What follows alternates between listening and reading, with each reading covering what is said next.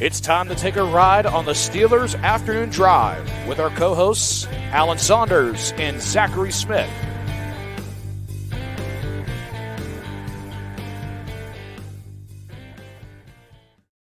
Hello, welcome into another episode of Steelers Afternoon Drive. I'm Zachary Smith. That means that is Alan Saunders. Alan, what is going on? Took a field trip today for work. We all got to the south side, and then we got on a bus. We counted off by twos. The buddy system was in effect. Chris Carter was my buddy to make sure that nobody got lost. As we went over to Agri-Shore Stadium to watch practice today, seems like we're going to do the same thing tomorrow as the Steelers are continuing to move practice over to the stadium this week. We talked to Mike Tomlin after practice today, and he said it was just about the surface, as we kind of talked about yesterday, that the field over there is in better shape than the field. Well, the one right over there, you can't see it, but I can. That he is that was it. That was the only reason they went over there, and also a desire to practice in the conditions, right? Because the Steelers are setting themselves up for another nasty game from Mother Nature. Predicted winds to 20 to 30 miles an hour, gusts in the 50s, wind chill in the single digits for Sunday in Buffalo. Also a chance of some snow showers. So it's shaping up to be another one of those games. The Steelers want to be ready for it. So had Mason Rudolph and company out there chucking it around in the, it's like sleeting during practice today. You can kind of get a feel for the conditions. We got the videos. They're one or two spots up the feed here on the YouTube channel. Did you brown bag it for lunch, or what did we do? We had lunch before we went over today, but tomorrow we are going to brown bag it for lunch because we'll have to talk to the coordinators over there as well, so there won't be time for us to eat before we leave. So did not brown bag it for lunch. I can confirm that no one got in trouble for putting gum in anyone's hair, and there were no fights. So that's good. Yeah. Really unlocking some memories right now. Alan, actually, a good portion of the show is going to be talking about the weather conditions, and I'm excited to get into that. But first things first, I feel like we kind of have to go through the injury report here and just clean up some stuff here and go over some notes. DNP, Najee Harris, we knew TJ Watt already rolled out. Isaac Seumalo with a shoulder. You said that you've gotten a little bit more conversation about Najee Harris with his knee thing than most weeks, but this is kind of just run of the mill for him at this point, right? This is just his weekly DNP throughout practice, manage the workload up to the week, and then he's going to go out and do his thing on game day.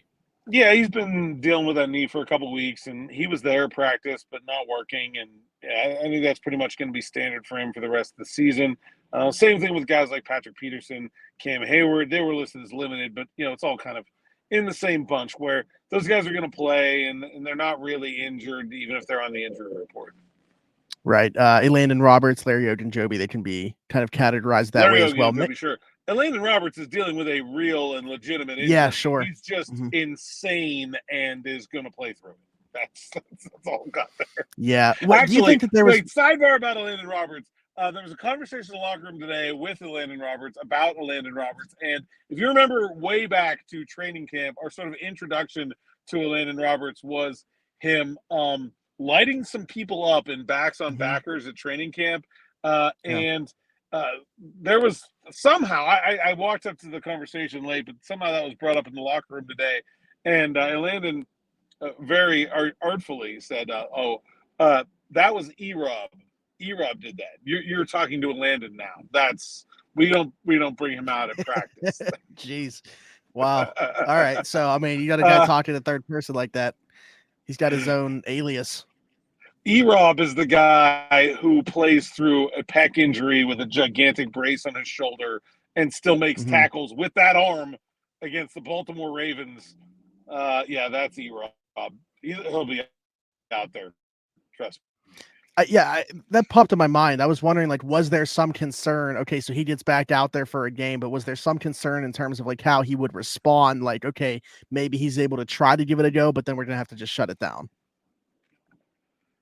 Yes, there was a very real concern that he could go out there and try to make one tackle and rip that thing off the bone and be done for the year. Yes, absolutely.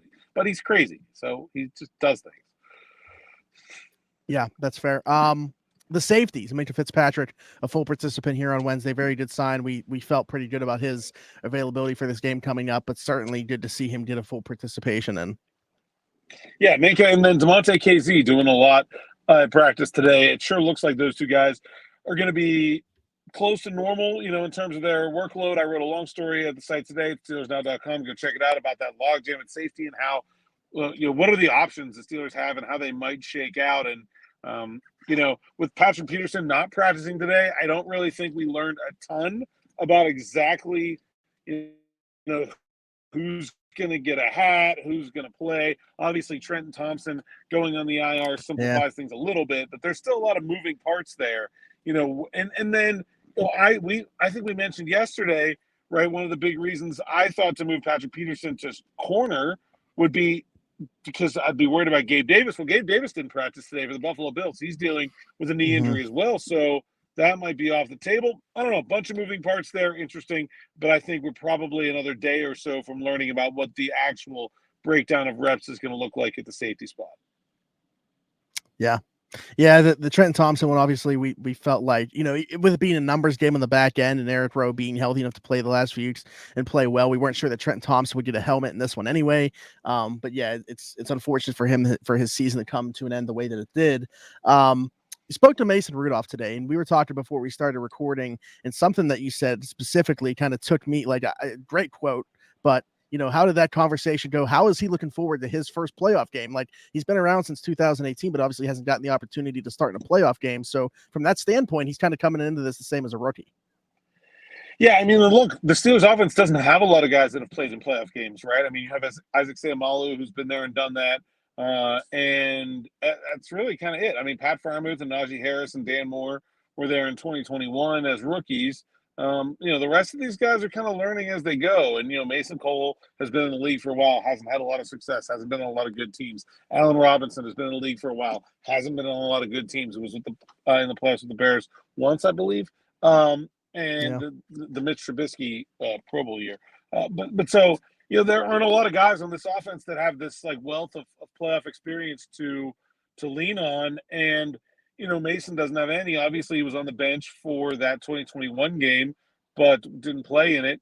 And I thought he gave a really good quote about, approaching his first playoff game. And he basically said, look, when you're a backup quarterback, every time you get a chance to play is a playoff game, because it's the stakes are so high for your career as a backup quarterback that, week 17 against the Browns in a game that was meaningless for the rest of the Steelers, that was a playoff game to Mason Rudolph.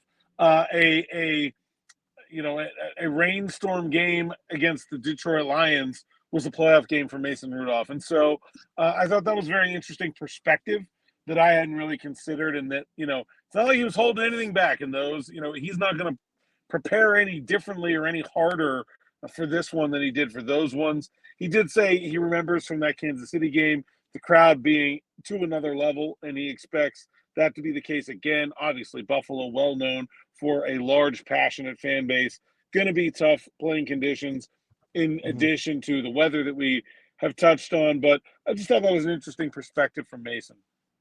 Sure is. I mean, and I thought that was, again, I thought it was a great quote. And even from like a stakes perspective, those first, two that you mentioned, the Browns week 17, Lions one, whatever. But like these last three have been playoff games, not just for him, but also the team. I mean, if they lose any one of those, they're not in the dance right now. So to go on this 3-game win streak prior to the playoffs, you got to feel like they're kind of tuned up for it. And he is as well, playing maybe the best ball that he has as a pro these last few weeks as well. So I don't know. Yeah, I certainly think that there's an interesting perspective to come into this with. But yeah, I'm excited to see how this goes. Little things that I think if you are looking to be optimistic about the Steelers in this game, that you can kind of point to, right? I mean, we talked about the Bills' sort of proclivity for turning the ball over and keeping, teams that they're outplaying in the game. I think the fact that the Steelers have been on this pressure-packed run kind of takes away from some of the usual 7-seed versus 2-seed disparity in terms of playoff readiness, right? It's not like they, are just happy to be here. They've been fighting for this opportunity for 3 weeks, and I think that puts them in a little bit better place than maybe a team that had backed into the postseason, right? Where you lose down the stretch, or you had clinched early and your last 2 games didn't matter. I think it gives the team a little bit of a more finely honed edge than it might have otherwise had. I'm not saying those things are all going to add up to upsetting the significant talent disparity between the Steelers and the Bills. But I think if you are looking for reasons for optimism, they are out there for you to find them in small doses, and I think that could be one of them. Alan, this is not at all related, but I have to get your raw reaction to this, as this literally just happened. Nick Saban retired. Wow. Oh, my goodness. Yes, this is from Chris Lowe at ESPN putting out the news. It's already been confirmed by a couple other spots as well, but he was the first one on it. I'm really shocked by that. I mean, I thought he was in a place where that team and program could kind of run itself and he could coach forever. And he's got a series coming up that he scheduled with West Virginia that was supposed to be a big deal about him. You know, he maybe not that well known, but is a West Virginia native. And I was looking for. I'm shocked. Man, I'll wait and see if there's a reason given or what happens. But man, that's. Mm-hmm. I don't get completely taken by surprise by news stories in football very often. That one, I did not see coming. Well, also unrelated, also today, Pete Carroll. You said you don't. Man, did you see the interview Pete Carroll gave on NFL Network after he was let? You know, No, I guess the question came in something along the lines of, "Look, you're 60, whatever. You've had a long, successful career. Are you just going to be done?" And man, he gave like an all-timer, like, "No, man, I'm jacked up. Like, I want to go coach. Like, like Pete Carroll wants a game today. He's mad about getting fired, and he let him know it. I think that was cool to see. Great for him. You know, this is a total sidebar, but I'm bringing it back to the Steelers. The Alabama program under Nick Saban has been so good that other coaches have like used it as image rehab. We've seen so many guys, Steve Sarkisian, Bill O'Brien, go and fail somewhere and then go to Alabama and then turn around their career in another place after that. And I think some of it is obviously, look, Alabama's really set up to do very well. They have unlimited resources. But I think part of that has to do with just the sheer reverence for Nick Saban out there in the universe, that people are willing to believe that Lane Kiffin, of all people, who has needed more image rehab than maybe any coach in recent memory, was able to do it too. That, you know, people can do that, and then they go there and they're like, "Oh, well, if you worked for Saban and you got along with him and you won with him, then you're probably all right." I've always thought that the Steelers should do a better job of leveraging Mike Tomlin's popularity amongst the NFL universe in that same regard. Why not make Pittsburgh the place where, hey, let's say the Patriots don't fire Bill Belichick this year and Mike Vrabel gets left without a chair at the end of the song in the coaching carousel. Like, why not bring him in as, you know, senior defensive consultant?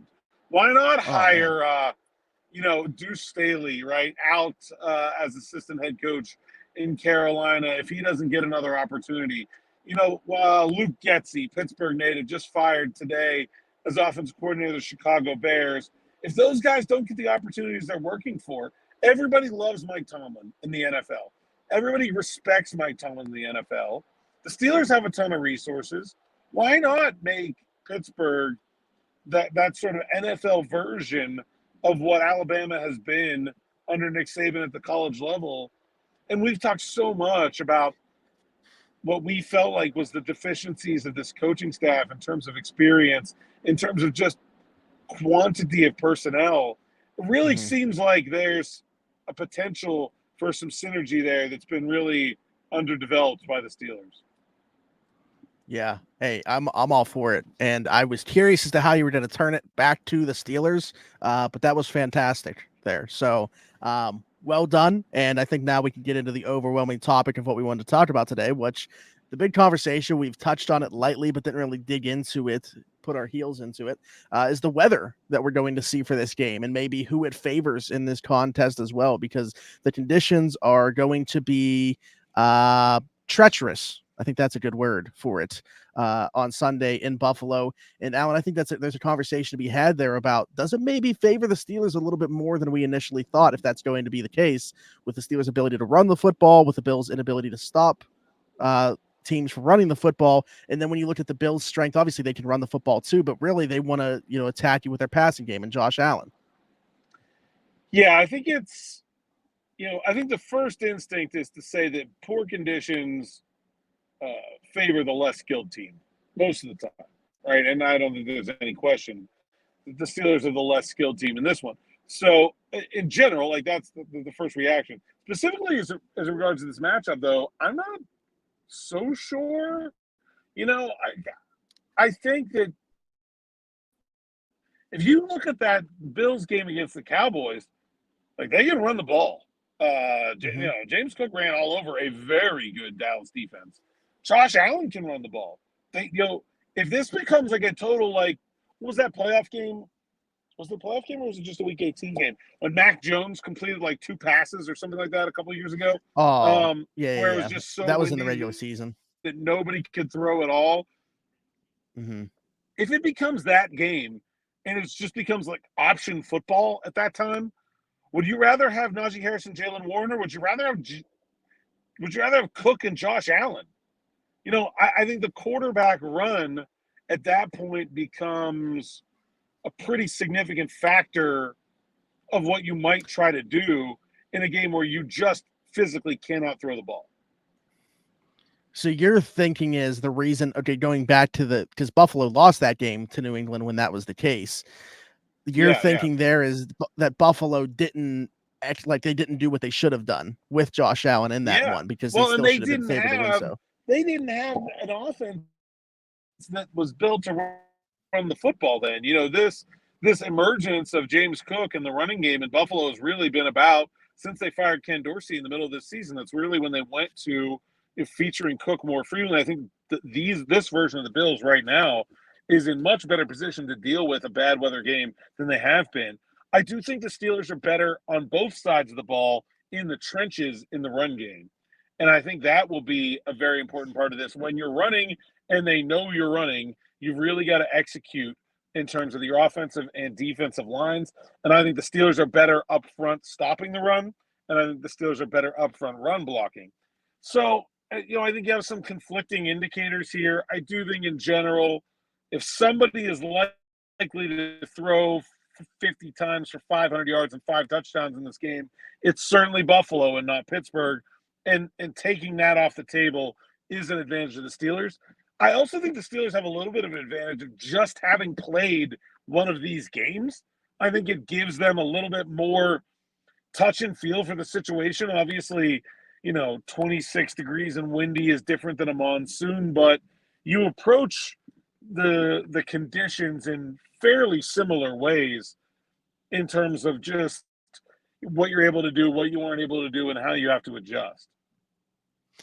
I think for me, I'm not saying that this, all of a sudden means that the Steelers should be favored by any means or anything like that. But with these weather conditions being taken into consideration, that's why I'm a little bit surprised that as we sit here today, I just looked, Buffalo's still favored by 10 in this one with these conditions. Like, to me, it would seem like it leans its hand to it being a closer game than that with the conditions. Not saying that the Steelers will win, but I think that it kind of lends its hand to be a closer game than that.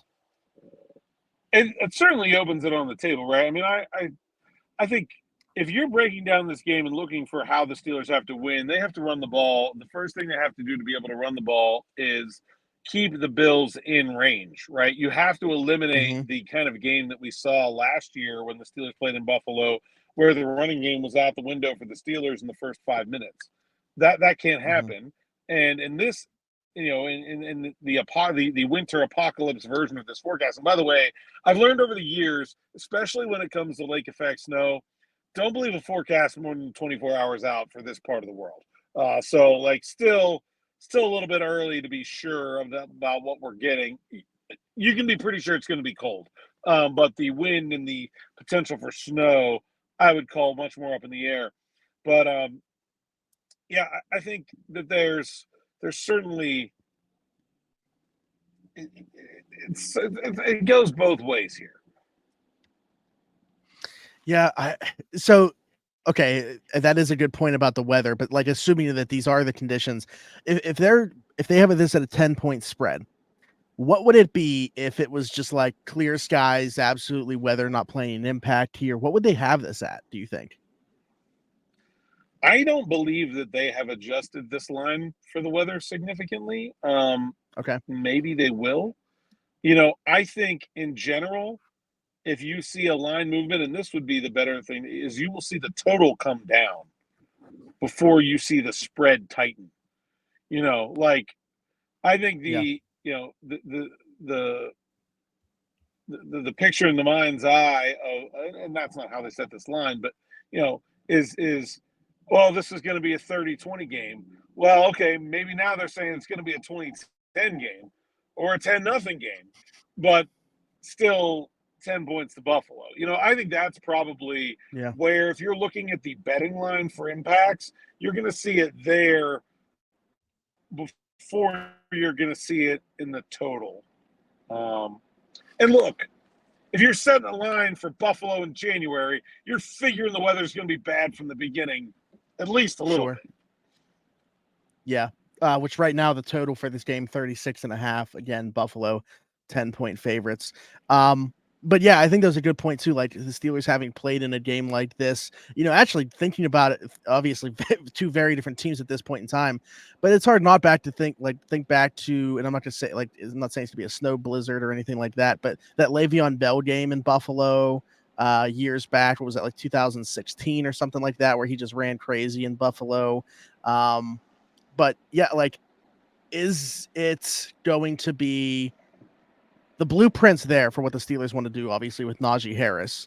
You have to assume that first and foremost, that's what they want this offense to do is take care of the ball, take care of time of possession, don't turn it over, and take advantage of opportunities that Buffalo might give them the other way. I guess my question is Buffalo even going to give them opportunities the other way, or is their offense going to operate differently because of the weather?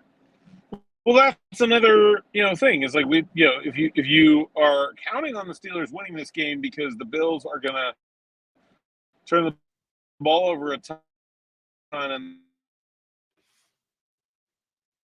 throwing the ball, you almost need the conditions to be good enough for Buffalo to feel like they can pass it for Josh Allen to throw interceptions. And so again, I think there's a lot of like conflicting indicators here. I do think in general, it helps the Steelers more than it helps the Bills, right? But I don't know that it's game shifting in terms of like, if you thought one team was going to win before, I'm not sure the weather should make you think the other one. But it is another one of those things, right? Like I was talking about the Steelers being a little bit battle tested here, coming down the stretch by playing 3 must-win games. It is just one of those other things where if you're looking for some optimism, I do think there is some out there. I'm just not sure it all adds up to a likely Steelers victory. Yeah, I think that's fair. I think that I think it creates that path that we've talked about to it Yeah, happening. you The can Steelers see being able to how it dominate could the ground. happen. I think Yeah. that's probably like, do you remember the game in Kansas City? Like, I don't know that there was a you can see how that could happen factor for that game in 2021. That felt like Yeah. they were being fed to the wolves, right? Like it didn't Mm-hmm. feel like that team had much of a shot. Like, God, the defense did everything they could have possibly done in that game, and it wasn't even really close by the end of it. I feel like this one, even though it's another big point spread, I just think you have a lot more realistic path to a Steelers win than maybe you did the last time the Steelers were in this scenario. Alan, I did want to get to a couple of YouTube things here that we touched on, because actually we got a comment here about how somebody could possibly have any animosity towards Buffalo and the Bills. All right, let's hear it. Kyle says, one thing I have to say against the Bills: goes to college in the Erie area. I have dealt with the brunt of Browns and Bills fans, being that's the case. Got to say they both are very cocky for having little to nothing to show for it. I can't say I have any hate for them. I will definitely be enjoying some buffalo wings during the game this weekend. Love the show. Kyle, where you at in Erie? My cousin is at Gannon right now, so maybe Okay. you guys are in the same social circle there. Um, Shout out Roman. And look, that's interesting to me. I go to the Erie area pretty frequently. I have a little fishing cabin up that way, and it's this area where it kind of like there's these three fan bases, right? Steelers, Browns, and Bills, and it's very funny. You go like a couple of miles one direction or the other, and you get into big pockets of either fan base that you wouldn't really expect. And I'm not really sure that's the thing that people that are from Pittsburgh are as aware of that exists. That in Erie there is this like all three fan bases kind of Yeah. coexisting. I always think it's funny because the little like gas station stand where they'll have Bic lighters or hats or whatever that's like Yeah. NFL officially licensed merch. Well, in Mhm. that area they have to stock all three. And then so like you'll go to a gas station and they'll be like a whole stand of Browns and Bills lighters, and all the Steelers ones are sold out. I'm like, it's just funny to me that is a thing that exists. As living and growing up in Pittsburgh, you don't really get that perspective. So I can definitely see how someone from Erie would have enough interaction with Bills fans to find some animosity. I can buy that. Also, I've always found this to be true. The out of town fans are the real crazies. Like, if you really want some serious, like you got to be really passionate about your fan base, your fandom, to be an out of town fan. So if you're a fan of another team in an area like that, there's a lot higher. Not that all Bills fans aren't crazy, because they are, but I think you're going to get the real cream of the crop in terms of the people that might make you want to not like Bills fans in that kind of scenario. So interesting perspective, Kyle. Thanks for sharing it. Appreciate it. And yeah, Buffalo wings are elite. I don't think we're getting anyone to argue that point. Yeah. That's why I was saying, like, I don't want to say it on here because obviously I want the Steelers to win this weekend, but like, I wouldn't mind if Buffalo makes a run here because of the Super Bowl food being a part of the equation. So, um, Alan, the other comment that we got that I wanted to bring up was kind of because we talked about what is like, how is there so much optimism or seemingly like not people down in the dumps as much as we would anticipate with the injury to TJ knocking him out. Chris says, I think we're more confident without TJ this year because it's not Anthony Chickalo, Cassius Marsh, Malik Reed that we're turning to behind him. We actually have quality depth built up there. Also, how this team has dealt with injuries all season, not necessarily at edge, but at safety, linebacker, everywhere else on defense. It's been beat up bad this year. They just keep on fighting. Here we go. Yeah, I talked to Marcus Golden about that today, and I thought he was really, really insightful. He said, that there are going to be injuries in the NFL, and if you're a pro, it's your job to get ready for them. And he said, look, I've never been a backup before. This is the first time in my entire career that I've been a backup. I've been preparing like I'm going to start every week because I don't know any other way to prepare. So I'm not really doing anything differently this week. Maybe that's a good reason to have confidence in him. I do really think that the Steelers have above average edge rushers even without TJ Watt. I just, man, he's so good that it's hard to understate what he means to this defense, overstate what he means to this defense. He is so important, and it is a huge loss. Even though Marcus Golden is very good, Nick Herbig, a very exciting young player, it's still a huge loss. But yeah, I mean, I think they're in as good a shape as they've ever been in terms of the depth to deal with that kind of injury. And on the reverse side of the offense, there is quite a few more players on the defensive side that have that playoff experience. Yeah. I think they have a good group there in terms of guys that have been there and done that, plus some younger, exciting guys. So, certainly when you have longtime NFL vets, guys that have been around the league like Golden and Peterson and Ogunjobi, and I think they bring a lot to the table. Eric Rowe, Elandon Robers. There's just more vet guys, more been there, done that guys. And Elandon Roberts, it's turning into the Elandon Roberts show. told a hilarious story today about last year. So he was on the Dolphins. They played the Bills in the playoffs in Buffalo last year. And if you remember that game, it snowed, and the Bills fans got in trouble for throwing snowballs. And they went on the loudspeaker that they were not, that you had to stop or they were going to penalize the Bills.